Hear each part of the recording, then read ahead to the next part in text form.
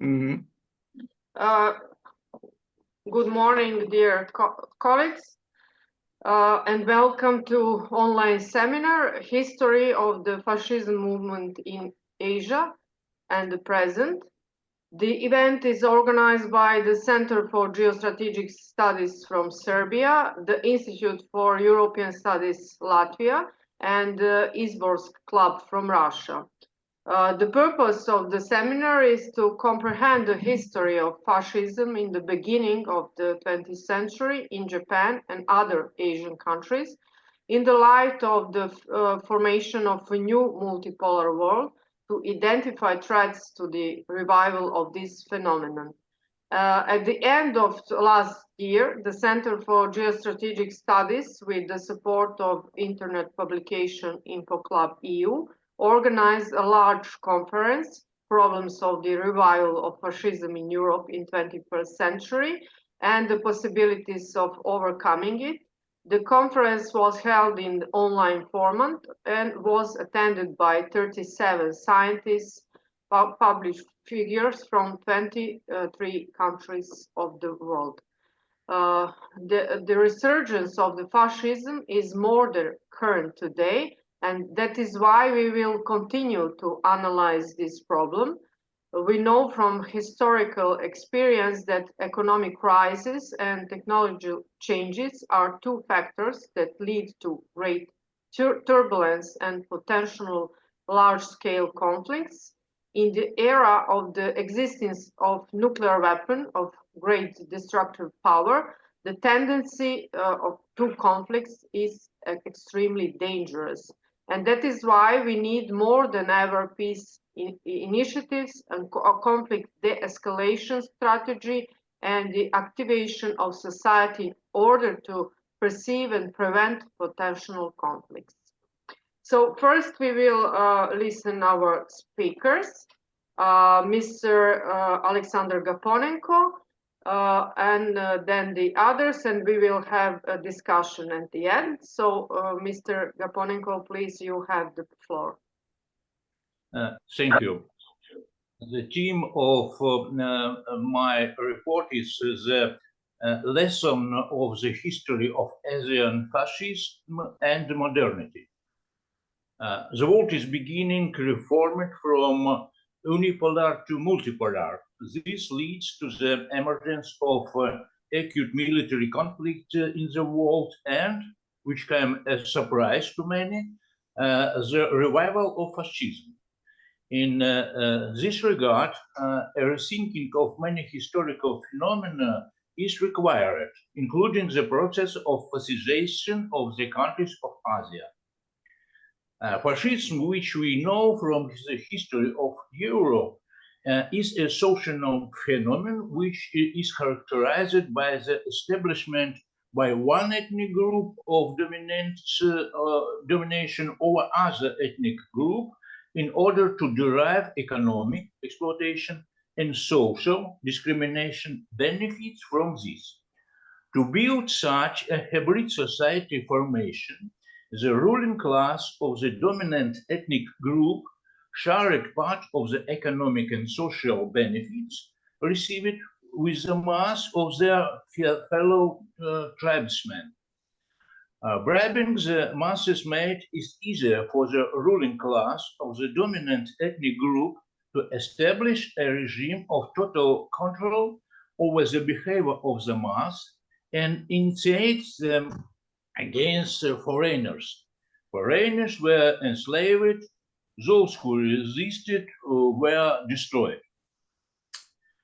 The reason of the emergence of fascism is usually called the impossibility for a number of European nations to develop along the capitalist path through the exploitation of the resources of the colonies.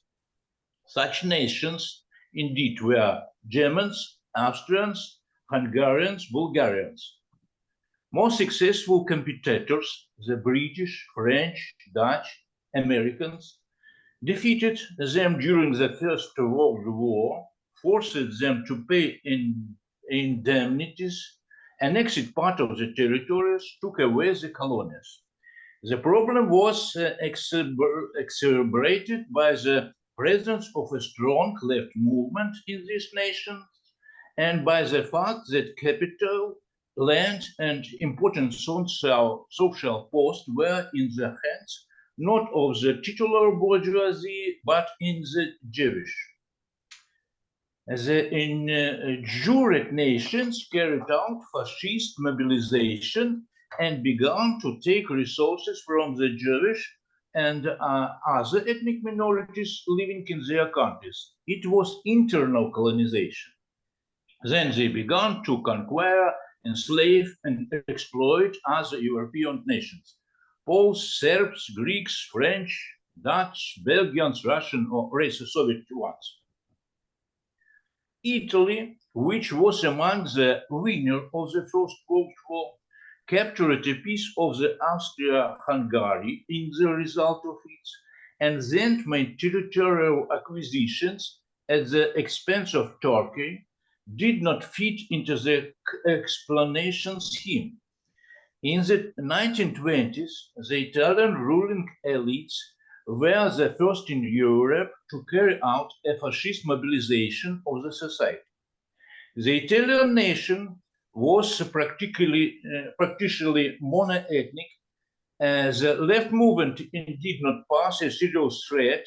The ruling elite did not resort to the expropriation of the property of the Jews, did not carry out the genocide until the middle of 1933.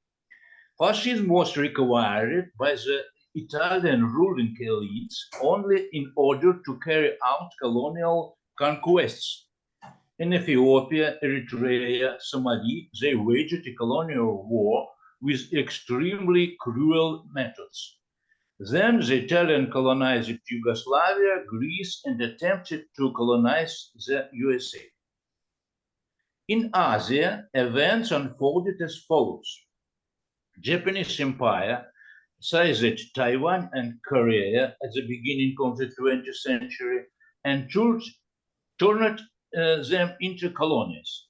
Then she tore off piece of territory from China by force and established her for own colonial states of Manchukuo and Zhejiang on them. Great Britain, Holland, France, the United States did not prevent Japan from pursuing this policy, since it did not affect their economic interest in the region.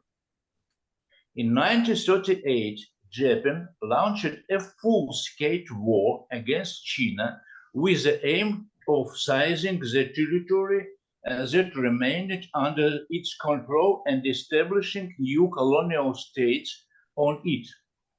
However, the Japanese did not have the strength to defeat the numerous Chinese nation, and their ruling elites took the path of fascization their own society. The Japanese nation consists of 98% of the Yamata people. The left movement in it were extremely weak, and the only reason for fascization can be called the desire to explain the possibility of colonial robbery. The fascization of the nation allowed the Japanese ruling elite to carry out a large-scale massacre in Nanyang and then a massacre in Singapore and other places, to use biological and chemical weapons to starve the Han people, to use them as slaves at work. In essence, the action of Japanese fascists were no different from the German fascists. The reason for the development of fascism in Japan was the same as in Italy: the mobilization of nations for colonial expansion and obtaining cheap resources through this. The factor of infringement of the nation by external forces had no effect in the Japanese and Italians. At the end of 1941, Japan conquered Burma, Malaysia, Indonesia, the Philippines, and then French South Asia. All this, Japanese built their own, the Asian fascist system. The titular elites of the mentioned countries willingly agreed to cooperate with the Japanese, since they provided them with the opportunity to build their nations through the exploitation and discrimination of local ethnic minorities. Only the Chinese diaspora and a few left-wing parties and organizations resisted the establishment of the fascist regime. The construction of the Asian fascist system coincided one-to-one with the construction of the European fascist system. Germany carried out the fascization of the Czech nation in the state of Bohemia and Moravia, the Croatian nations in the independent state of Croats, the Slovak nation in the Slovak Republic, the French nation in the French state during the time of Marshal Pétain. Fascization of the Baltic nation were carried out in the Reichskommissariat Ostland and the West Ukraine nation in the Reichskommissariat Ukraine. In the European fascist system, after the defeat of Germany, the denazification of the Germans, their satellites and collaborators took place. In the Asian fascist system, under the feet of Japan, the denazification of the Japanese took place, but all the satellites and collaborators who returned to the colonies, the British, American, French, and Dutch, were involved in the management. It did not punish. Fascist orders in these countries persisted through the colonial period and decades after its end. Only none of the politicians and researchers dared to call them fascists. The example of Japan and Italy allowed us to say that fascism is a natural form of development of capitalist society in the 20th century, and not at all its accidental failure. And if we turn to the colonial policy pursued by Britain, Holland, France, and the United States in the 17th, 19th century, then we will see robbery, enslavement, and massacres of natives there too. It may be objected that as that time fascist parties were not in power in these countries. However, they were not in power in Japan either. In Hungary, Romania, Bulgaria, the ruling elite also acted by fascist method, but not allow fascist parties to power. Fascist regimes existed in Latvia, Estonia, and Lithuania before the war, but fascist parties were outside the law. And naturally follows from the previous position that fascism can be revived in the 21st century in the event that the ruling class elites of some titular ethnic group began to build their nations through the exploitation and discrimination and the destruction of other ethnic groups. It does not matter whether it is internal or external colonization. It does not matter whether the fascist party is in power or not. It is this kind of cases that we have now in Ukraine, Latvia, Estonia, Lithuania, Poland, and Albania. After the end of the Second World War, the British and Americans used the fascist order for a long time as an instrument of their domination in the country of Southeast Asia. Having establishing a world monopoly on power after the collapse of the USSR, they began to apply this tool in Europe, Yugoslavia, Albania, Now they initiated the development of fascist order in Ukraine, Latvia, Estonia, Lithuania, Poland, Albania. The incitement of Russophobia by the Anglo-Saxons in European countries is a link in the chain of building fascist orders in the world. And the last, it can be assumed that the Anglo-Saxon will try to expand the scope of the fascist tool in Asia in order to weaken their main competitors here, China. The most suitable candidate for this is Japan.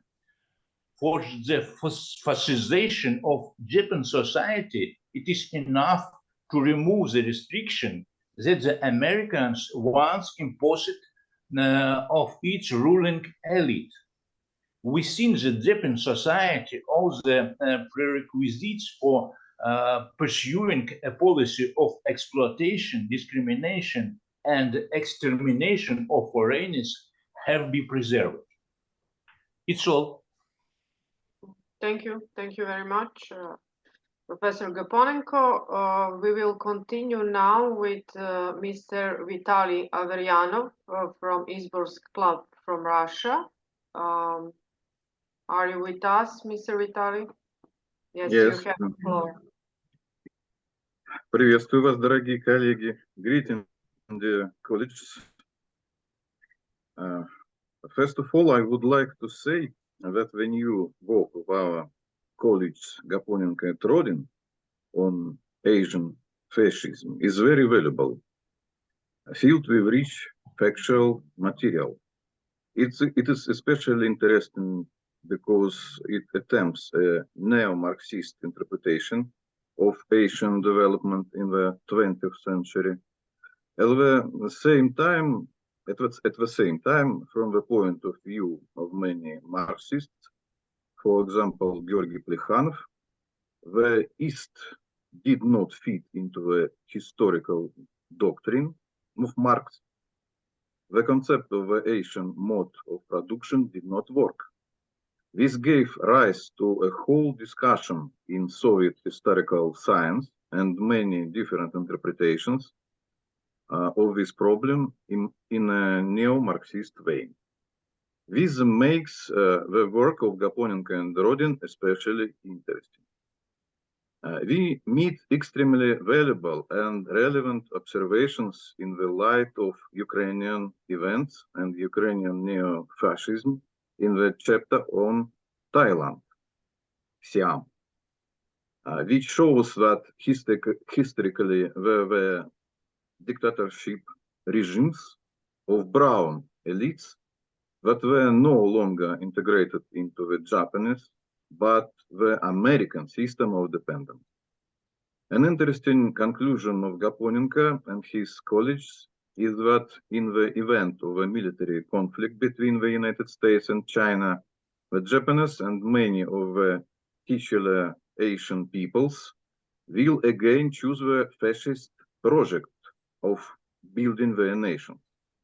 However, this time the core of the new Asian fascist system will not be Japan, but the brown USA. A few words about the methodology of research on modern fascism. In general, despite many years of scientific research, there is a very weak theory of fascism in the world now, because the winners of fascism preferred to use fascism as an ideological antipode rather than explain its essence. Hence, there were the attempts to define fascism through anti-liberalism, anti-democratism, anti-communism, anti-reformation, anti-renaissance, and so on. So that is the essence of fascism. The main thing in the fascist system of use is the idea of anthropological superiority. Historically, fascism as a paradigm of mind is mutating, acquiring a hybrid character. It increasingly manifests not an ultra-right, but a right-left hybrid essence. The core of a modern fascization of the world is not ethnocratic, but liberal fascism. The term liberal fascism was first used by Herbert Wells in the 1930s. Among those who have contributed to the study of this issue are Lyndon LaRouche, Joanna Goldberg, author of Liberal Fascism book. Valuable work was left by Edwin Black, who showed the deep roots of fascism in American culture. Goldberg agrees with him on this point, but he also indicates to the roots of fascism in the Jacobin ideology of the French Revolution. It is becoming more and more legitimate to raise the question of non-biological racism, anthropological superiority based on the idea of an evolutionary origin of a higher type, a social predator at the top of the food chain. Since most often this phenomenon is realized in the form of clan families, it has a generic and biological component. But the question of the closeness of these families has not been resolved. After all, historically, there is a cross between the old aristocracy and the ruthless new masters. Rather, we need to talk about families of clans of a mafia type. It's they who strive for world domination today. If you climb up the steps of social hierarchies, then at the top of the pyramid will be about 200 selected families, which are the owners of money and information networks. It's the non-biological racism of this exclusive community that lies at the head of liberal fascism. It's they who are faithfully served by Western political elites, intelligence service, puppet regimes in Eastern Europe. It was on them that the Russian elites were oriented for many years. Speaking about Asian fascism, one can see its roots in many phenomena of ethnocide in Asia, in the Middle Ages. But the Anglo-Saxons are historically the instigators of fascism. After all, it was the who so actively developed racist ideas based on the experience of depriving the rights on the Irish, Scots, Welsh, and then carrying out the genocide of Indians in America and Black Africans. In fact, they created the white model in Gaponinkan's terminology on the basis of the victorious brown and black models. It was a white model in the metropolis and the brown model in the colonies. The Germans, Italians, Spaniards, Japanese, representatives of other peoples of Europe and Asia were guided precisely by this advanced experience of fascism. Thank you for your attention. Thank you very much, Mr. Averiano, for your interesting speech. Now we will continue with the second author of book Asian Fascism, Mr. Mikhail Rodin. You have the floor. Thank you so much. И, конечно, я не откажусь себе в удовольствии сказать на русском языке. Добрый день, уважаемые коллеги. Чрезвычайно рад вас и видеть, и слышать. Now maybe a couple words in English. Well, at first, thanks a lot, Vitaly, because not far away I understood that there is an absolutely clear, understandable part of academical knowledge, that is historiography of fascism.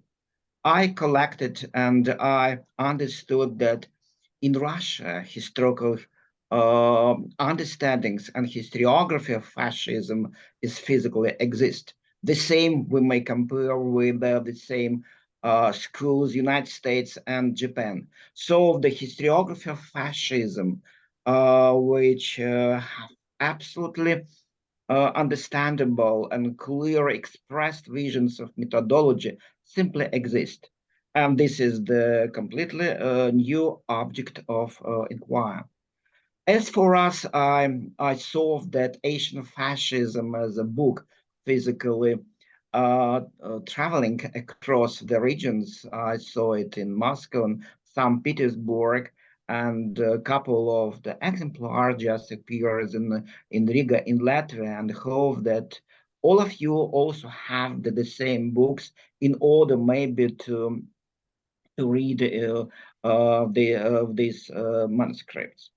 Maybe I'd like to say, as for today, I'd like to express a couple of words in a sense of methodology of what kind of methodological points of view we have in order to understand quite a burden theme as Asian fascism or the fascism in Asia, or in a concentrated way the Japanese fascism. What kind of lessons we may withdraw from our survey. No, at first, of course, my thoughts and my soul are dedicated towards the delightful culture of Japan. Simply and honest to say, I fall in love with the absolutely beautiful nature of Japanese culture, its language. Nihongo totemu muzukashi desu. And I like it very much. But 2 years ago, I was in Hiroshima. I was in Miyajima, in the same place where I have been studying there or staying with the G7's heroes and their guests. I was a cultural shock. In Hiroshima, I was just in the same place. I saw the same monuments. And what's nothing? Not the Biden, not the others. They don't express any sorrowful thoughts about the bomb banning. All the metaphoric language was in a sense of, no, yes, it was the nuclear catastrophe, no more. In Miyajima, they also just smiling and no any drop of sorrowful feeling towards the people who are dying under the nuclear bombing.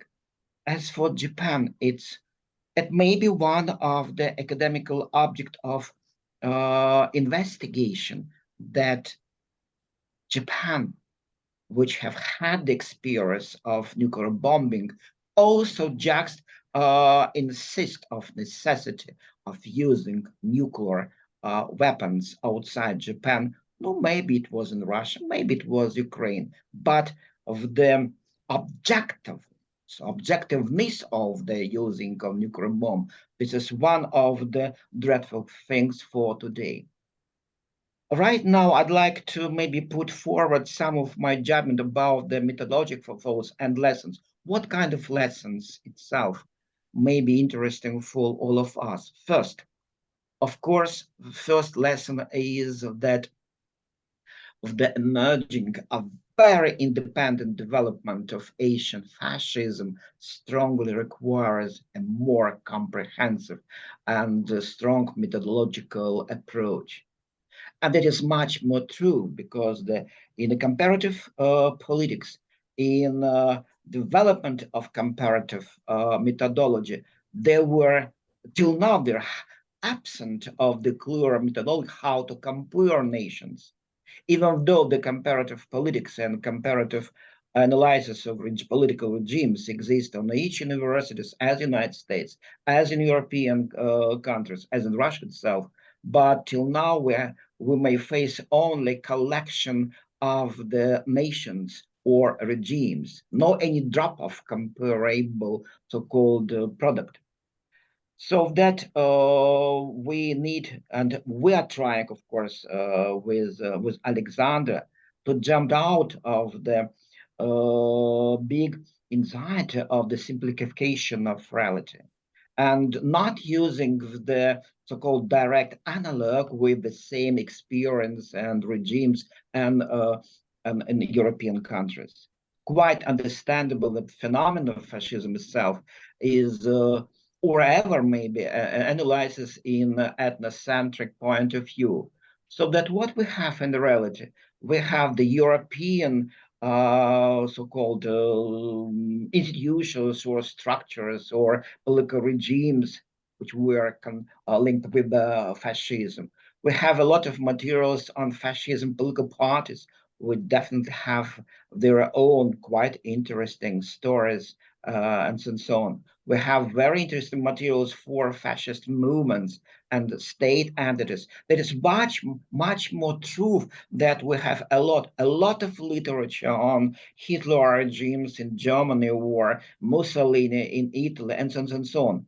The question is to what extent we have the original version of the Asian fascism, or maybe it looked like as inadequately understood imitations or the simple follows materials from the Europe. Anyway, we are very pleased to expansion of the regional methodology that in order to understand of the phenomena of the global fascism and only Asian fascism brings for us an agenda of understanding that fascism not only European material or European project, definitely global fascism exists. Today, we have all the rights to insist that we have had and we're faced with the European fascism. European fascism, it's not only, let's say, imitation of fascism, some playing or child playing with the fascism. Oh no, we have definitely regimes which were summarizing with the attributes of the historical past in the very strong and clear picture of the modern fascist political regimes in Europe. And this is a very dangerous understanding of reality. The other lessons which we have had after the preparing of the Asian fascism as a book, as a project, definitely we don't put a final stop or point in this book because too much doors are opens and windows. Until now, a lot of materials definitely just simply exist in the books or in the experience. But the mythological point, how to identify the modern states. What about Germany? What about Britain? What about modern Baltic states? So what kind of problem we have had till now? Oh yeah, we have a lot of the requisites of the fascist regime, a lot of the characteristics of fascism. We have a lot of the understandings what kind of parties are or have the face of fascism. Well, definitely the Italian fascism brings for us the study of how ideological ideas are changes. For example, if it brings into agenda of the sacral text of Mussolini, but what Mussolini told earlier, it's not the same when he told and when he expressed when he became a national hero and so on. So if we're summarizing all of the characteristics or the attributes, we may definitely judge, oh yeah, that is the fascist political regimes and their actions till now. The other point to do is academical community. At the beginning of our conference, would just express our points over our visions of reality. Oh yeah, we need a lot of things to do in order to recreate the freedom of academical community, the freedom for expressions of the experts and academics. But today it's not so safely. And unfortunately, the Baltic states gives for us the example how of the individual points of view also in academical sense maybe just blocked, and a lot of people just they are suffering in prison. That is reality. So the academic community, the freedoms of scientific schools simply is a matter of anxieties today. Nevertheless, we have a lot of the points of that United States brings for us a lot of the anxieties and issues in order for escalation, in order to prepare a total strategy for those who are just in the center of Europe. But at the same time, I'd like to say many thanks for the really deepest and very clever American schools of thought and schools of those who are engaged in understandings of the fascism. The same in Japan. Nevertheless, the Prime Minister of Japan, he is absolutely right now provocateur in Europe, but there are a lot of those who are wish to express and stop the fascism also in academic life. The other point to do is, of course, how to change for our ideas, so that I think that today we need to, or we're trying to adopt maybe of the priorities of the German fascism, where the ideology of fascism, Nazism, were expressed much more in a clear form because of the very mixed non-understandings for the normal people of Mussolini, done for us a lot of the perspective in analytical way in the same things. But I'd like to maybe to stress on only one thing. Mm, in Asian fascism, definitely, and at the heart of Asian fascism exists Japan. That is much more clear and understandable things. And for Japan fascism, I saw, and with Alexander, we're trying to combine the analysis, the cumulative effect of fascization of ideology, of political movements, and as a political regime itself. And only after that, in the result, of course, we may we may express and may judge that really was the Japanese fascism. So our methodology was consists not only with the stressing post of the ultranationalism, which were much more true in Japan, not only about the so-called racism, also were much more true, but when we're combining in ultranationalism, and of course with the racism and foreign policy of Japan, as it was in 1939 in Germany. Yes, we judge that is fascism. So the book is not only about historical facts and events.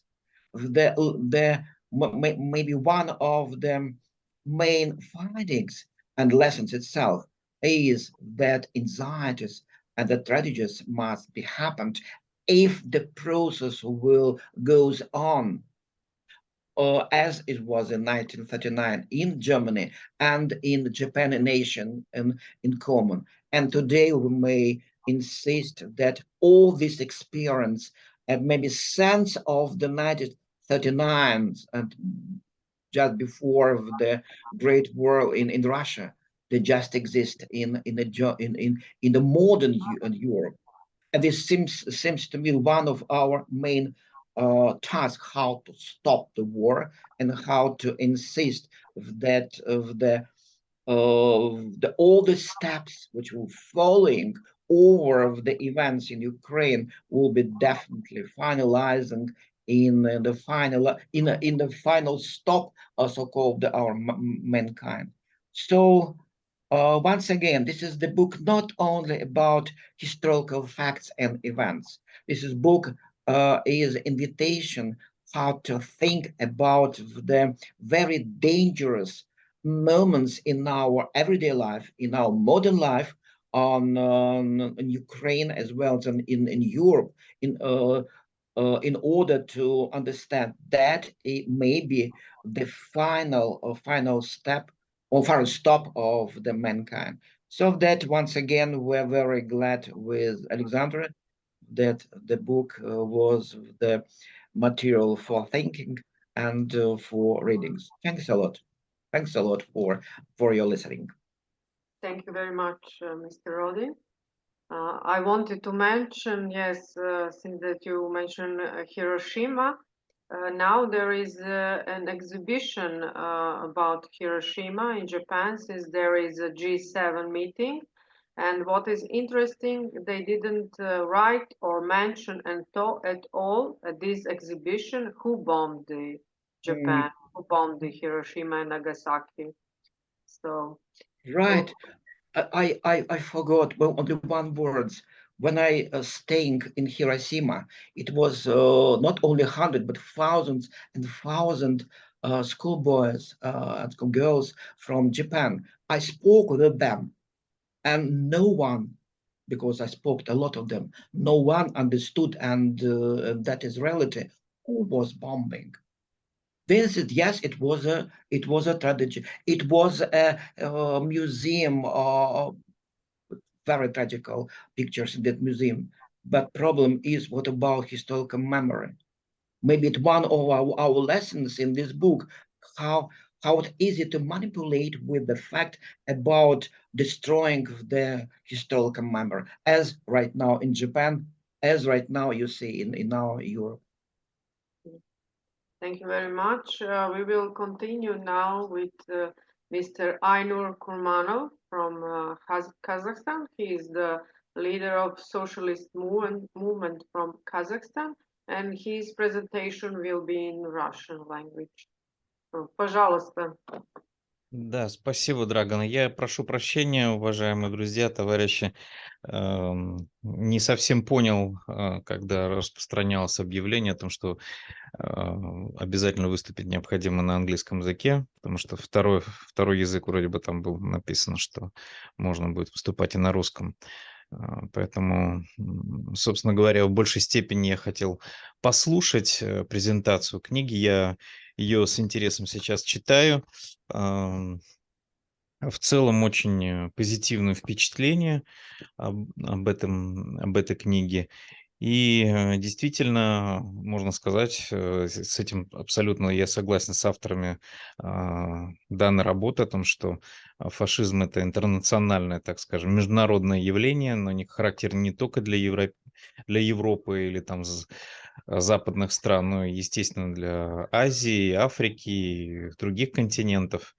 И, собственно говоря, вот такой детальный анализ появления японского фашизма и азиатских различных разновидностей фашизма, он действительно дает такую перспективу для понимания дальнейших процессов в будущем и возможности возрождения азиатского фашизма, в том числе японского фашизма, на волне вот этого возрождения японского милитаризма при поддержке западных стран, что мы сейчас вот активно наблюдаем через активное массовое перевооружение Японии, создание мощной армии, когда возникают вновь территориальные претензии в отношении России на Курильские острова, в отношении других соседних стран, против той же Кореи, причем в том числе и против Южной, вот, и так далее. Конечно же, Япония сейчас используется как инструмент давления и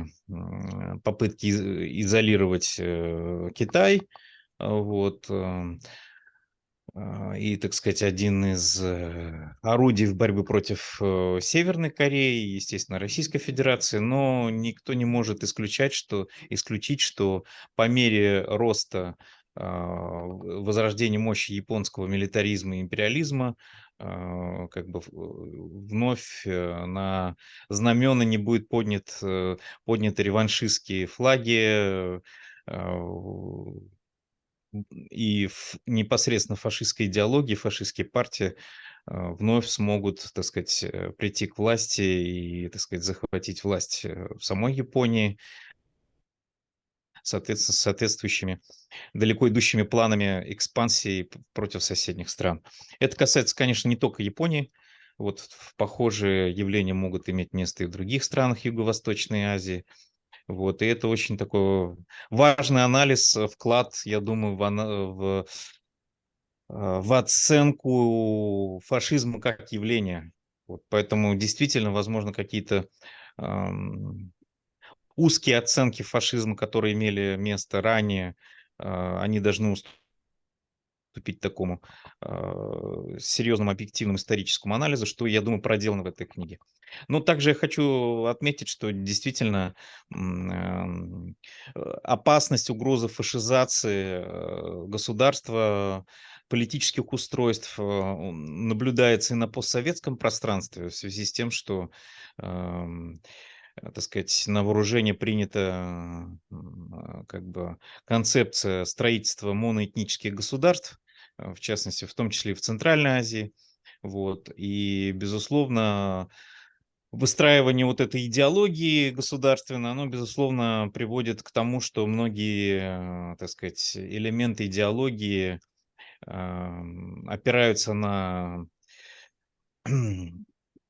заимствование, в том числе и различных неонацистских элементов, различных концепций, в том числе связанных с героизацией участников различных коллаборационистских формирований, которые воевали на стороне нацистской Германии в разное время, там, на реабилитации басмачей и все такое прочее.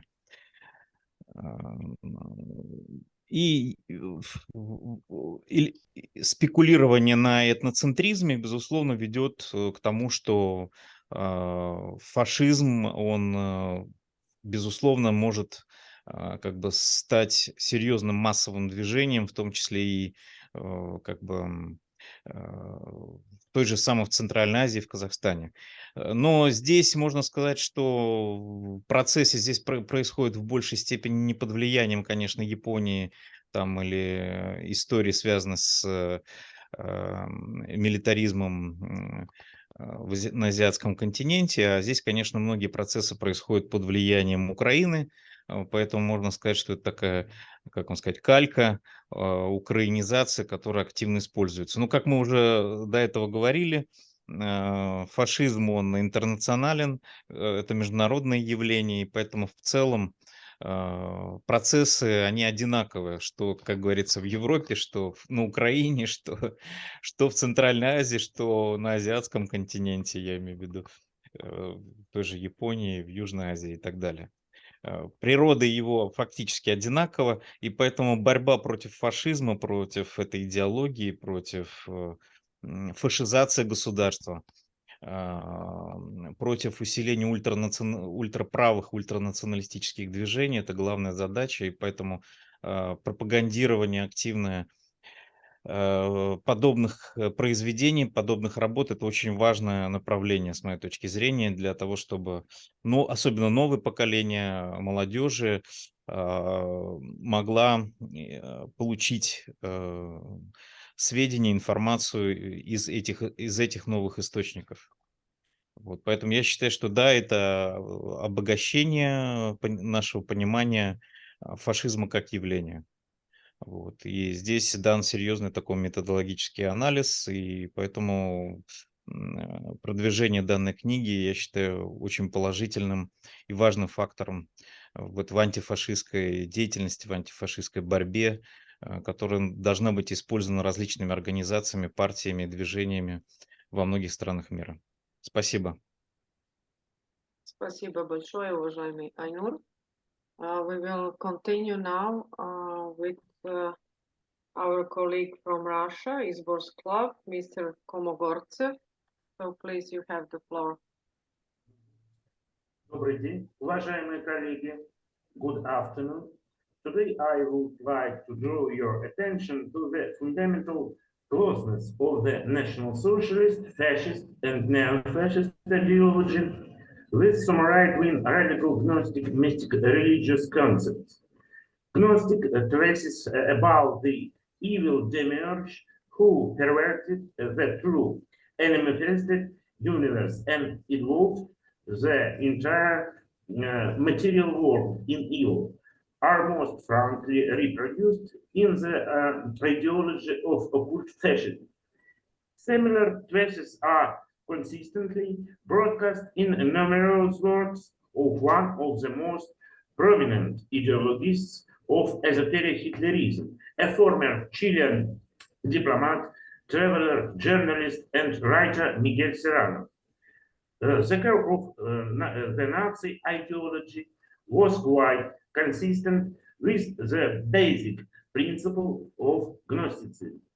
The division of people into unequal groups, separate groups were subject to physical destruction. More useful groups had every right to live at the expense of less useful ones. The major version of Gnosticism also postulated the fundamental inequality of human beings. Humanity is divided into people, pneumatics, initially possessing a divine spark, semi-humans, psychics, deprived of divine sparks, but endowed with mind and soul, and non-humans, helix, who do not possess either one or the other. The salvation of the soul, the divine spark, is available only to pneumatics, who must carefully hate their knowledge, gnosis, necessary to return to the higher sphere. Nazis and Gnostics share a common interest in ideal people. In Gnosticism, the process of searching for such ideal people, pneumatics, consisted of two main aspects: searching for pneumatics among those already living and creating favorable conditions for the birth of pneumatics in a controlled environment. The German Nazis had a completely Gnostic in spirit project of creating or recreating a Nordic Superman with a set of special qualities. Nazis and Gnostics are brought together by a common interest in the practical use of forces that are outside the ordinary subhuman consciousness. Occult magical esoteric practices and techniques have traditionally enjoyed and continue to enjoy great popularity in the Gnostic and neo-Gnostic environment.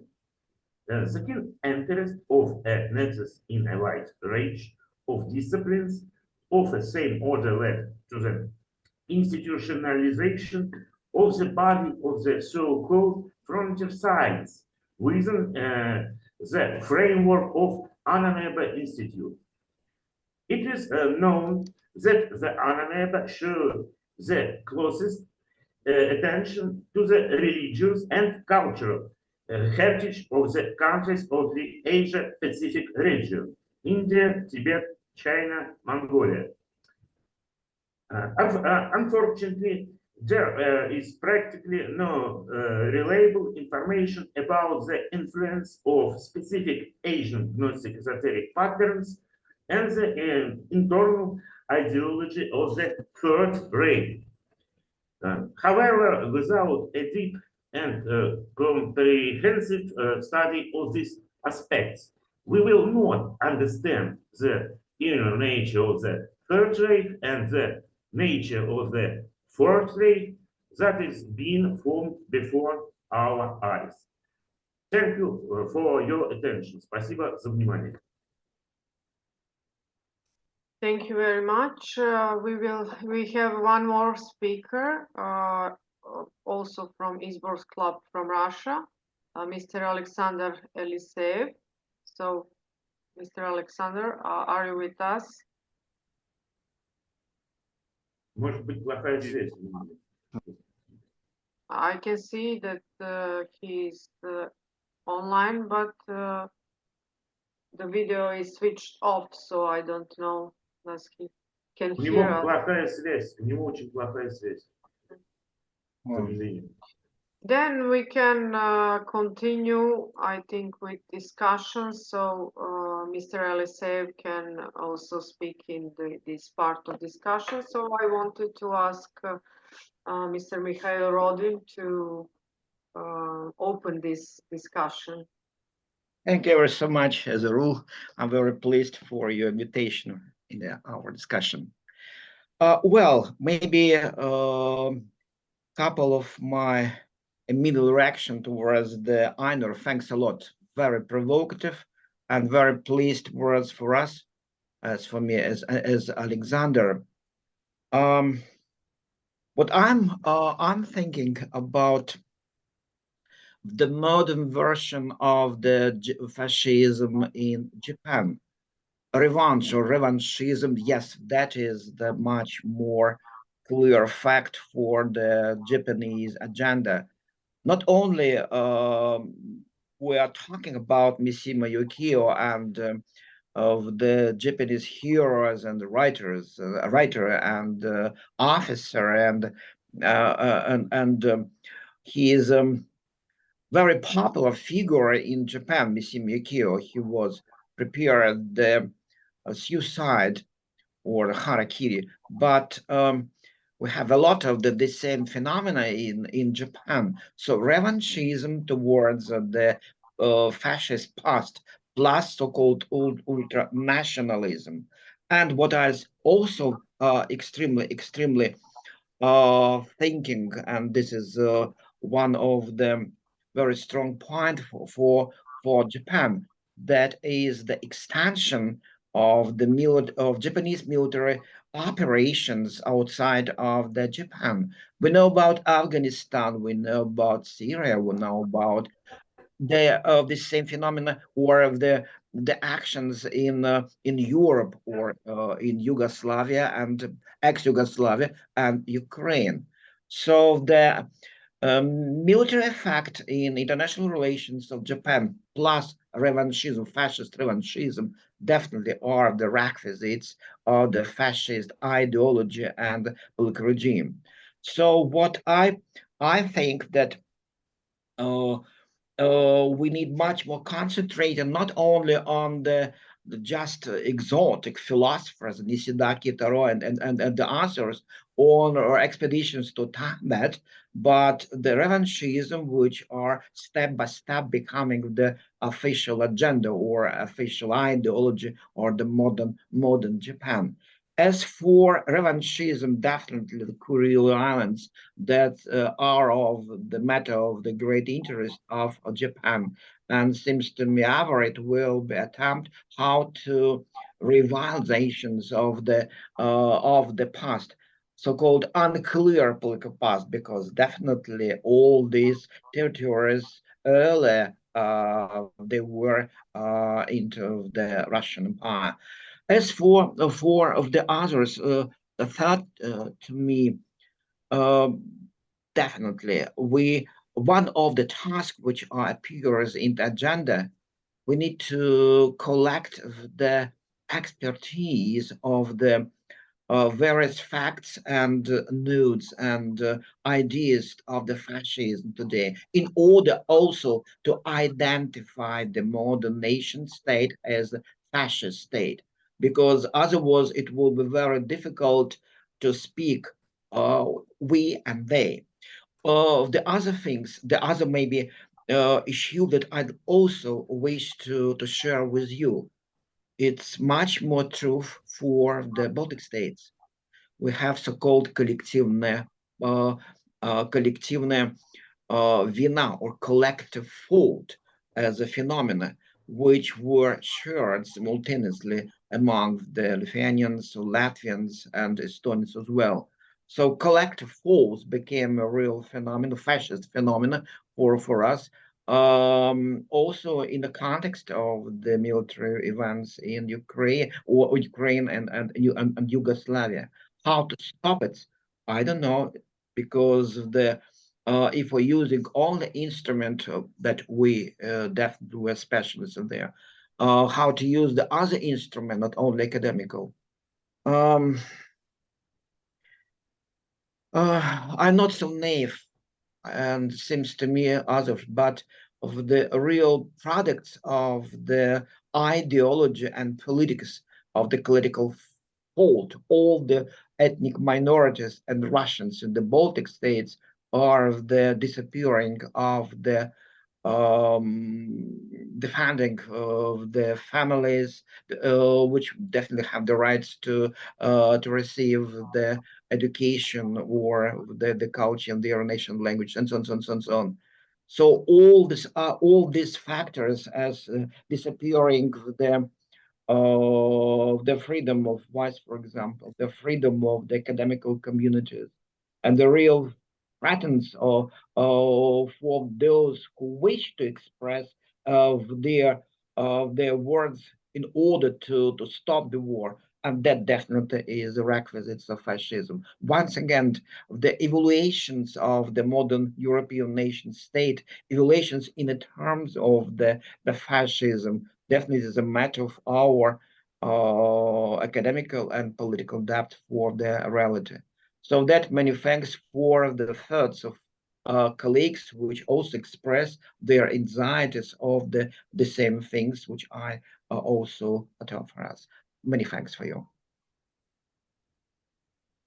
Thank you very much. I think Mr. Gaponenko wants to add something, so please, Alexander, you have the floor. Microphone, yes. Yes, thank you. I see it is a first experience of presentation ideas which was elaborated scientists which work in Izborsk Club in English, and the main goal of our discussion is to present our point of view to people who live in Europe and outside Europe, people who are anti-fascists. Only collaboration between Russian, European, American, Asian scientists and reporters can us help to stop such negative social phenomenon as fascism. Maybe we make mistake in some theoretical details. Maybe we don't collect all facts about European and Russian and European and Asian fascism, but we have intention to clarify these problems and to elaborate any recommendation for politicians who try to stop revival of fascism. It is a very important task, and we only start, and we try with the help of Dragana to spread these ideas among European scientists and reporters, to spread these video records and to find new contacts, and maybe in the next time to organize not a small seminar but a big conference. And Dragana have such ideas. She can tell you these ideas about it. Thank you. Thank you very much. Thank you very much. Yes, the idea is to continue to work and to research, to analyze this problem, this very big problem, actual problem today, and to collect experts and in the international level, and to work together. It is today, I will say, a very big problem, because we have this repression in many countries, especially in European countries, and people practically are afraid to, it is forbidden for them to speak, and to especially to speak in international conferences. But I think we need to continue, and this situation probably will change in some moment, because it's not normal to not allowed for, especially for scientists and experts, to speak and to share the ideas. So we will continue definitely, and I had idea to organize maybe next months, maybe at the beginning of September or something like this, conference. The topic will be the Nazism and America, from Operation Paperclip to support of Ukrainian regime. And I think it's also very important to include the colleagues from United States, because I speak a lot with a lot of experts from United States, and actually they are speaking on this topic about this how America practically import the Nazis after the Second World War from von Braun and the others. So they use their knowledge and experience exactly to fight against Soviet Union in the first hand, and after this, I think they implement the part of this Nazi ideology in their policy. So we had these interventions, first in Yugoslavia, as you know, in 1999, bombing without permission of UN Security Council. And then we had the Middle East invasion, Afghanistan, Syria, Libya, and so on. So this is something to need to analyze as well, this American policy, and this based on this Nazist ideology, it is also very important. If you have also any ideas for our cooperation in the future, please let me know. I think you have my contact, or you can get through Alexander Gaponenko.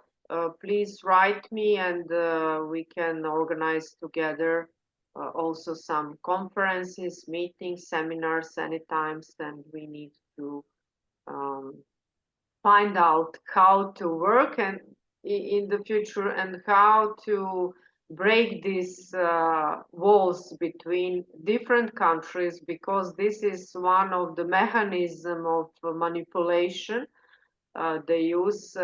They just build the walls between different countries, and they don't allow to people to share their ideas, to speak about the problems.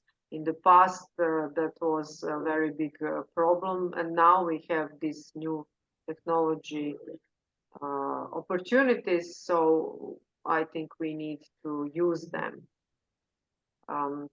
Thank you very much. Is there anyone else who wants to add something?